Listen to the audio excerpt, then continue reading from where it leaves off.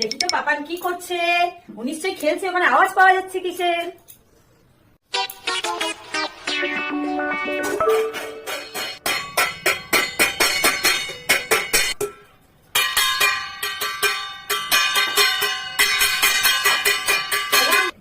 আহারে, পাপান থালা বাটি নিয়ে খেলছে।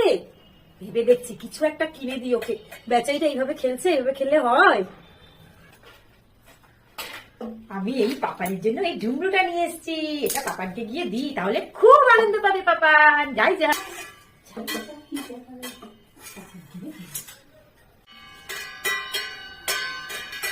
এই দেখো না পাপান, আমি তোমার জন্য কি এনেছি। ডুমরু এনেছি। এটা বাজারে বন্ধ করতে